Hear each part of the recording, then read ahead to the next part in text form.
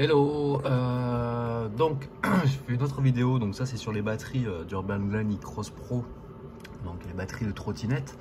Donc sur les e-Cross Pro, on se trouve en 48 volts, en 12,5 ampères. Donc ce qu'on va faire, on va faire des modifications, c'est pour ça c'est le sujet de cette vidéo, au niveau de la batterie, donc soit pour gagner en autonomie, soit pour gagner en vitesse, ou les deux. Donc avant tout,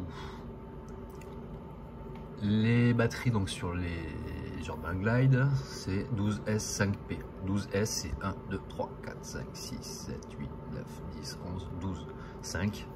C'est 5, ok. Ça c'est ce qui va faire le voltage, ça c'est ce qui va faire l'ampérage. Donc là on est à 12,5 ampères et là on est à 48 volts.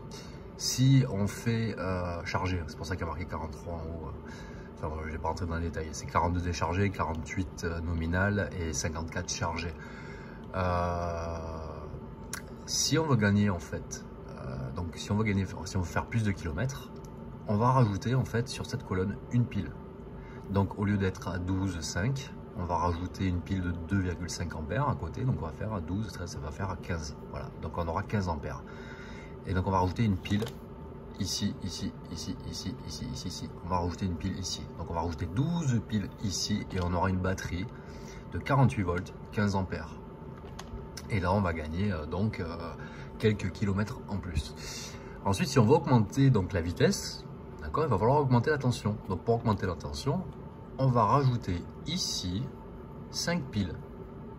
Donc en fait, quand on voit les piles, on voit que par exemple ça rentre ici. Hop. Ça fait un pont, ça vient ici. Hop, il y a un pont dessous, ça fait ça. En fait, voilà, ça s'appelle en série. Elles sont toutes mises en série. Donc, quand on les aligne, en fait, toutes les piles qui sont en série, donc comme une locomotive, hein, les unes derrière les autres, on va se retrouver à 48 volts. Donc là, c'est pareil.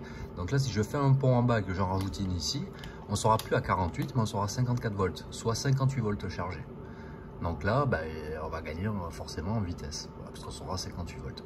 Sachant que sur une trotte, la vitesse se fait par la tension et l'ampérage c'est plutôt pour le couple et l'autonomie. Voilà. Après si on veut les deux, donc on rajoute une ligne ici, donc 5 piles, et une ligne ici. Voilà. Donc là c'est ce que je vais faire. Donc je vais parce que ce qui est chiant sur les trottinettes, c'est que quand elle est chargée, 54, on va prendre des brides. Hein. Ce sera plus simple parce que si c'est à 25 km/h bridé, bon ça n'a pas trop d'incidence, on ne voit pas réellement. Mais on va prendre des bridés. Des bridés, ça fait 38 km/h à 54 volts. Si une fois que la batterie est déchargée à 48 volts, je vais me retrouver à 38, 36 km/h. Et une fois que je vais être à 42 volts, je vais me retrouver à 30, 31, 32 km/h.